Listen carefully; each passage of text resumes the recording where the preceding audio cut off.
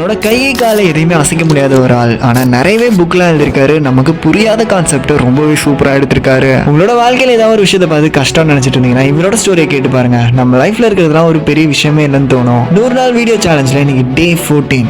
வாங்க வீடியோக்குள்ள போலாம். ஸ்டீஃபன் ஹாக்கிங் பிளாக் ஹோல் மாதிரி எவ்வளவோ கஷ்டமான டாபிக்லாம் ரிசர்ச் பண்ண ஒரு சயின்டிஸ்ட். ஆனா ஒரு கிரேசியான விஷயம் என்னன்னா, அவரோட ஸ்கூல் படிக்கிறப்ப அவர் ரொம்பவே ஆவரேஜ் ஸ்டூடெண்டா தான் இருந்தாரு. அவரோட 8 வயசுல தான் அவரை ஸ்கூல்லே சேர்க்கிறாங்க. அப்ப அவரால் எதையுமே சரியா கத்துக்க முடியல. ஒரு 2-3 வருஷத்துலயும் அவர் ரொம்பவே ஆவரேஜா படிக்கிறாரு. ஆனா அவரோட பிரைமரி ஸ்கூல் முடிக்கிற டைம்லலாம் அவரோட ஸ்கூல் டீச்சர்ஸும் அவர் கூட படிக்கிறவங்களாம் அவரை ஐன்ஸ்டைன் தான் கூடுவாங்களாம். ஏன்னா அவரோட பொட்டன்ஷியலா அவங்களாம் ஃபைண்ட் பண்ணாங்க.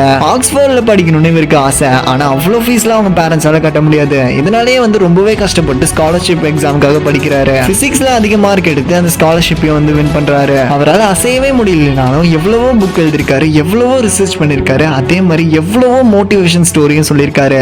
வெற்றி தோல்வியெல்லாம் பார்க்காம ஒருத்தன் முயற்சி பண்ணிக்கிட்டே இருந்தா அவனுக்கு யாராலையும் தோக்கடிக்க முடியாது. அடுத்த ஒரு சூப்பரான வீடியோ பார்க்கலாம். அது வரைக்கும் ஸ்டே டியூன்.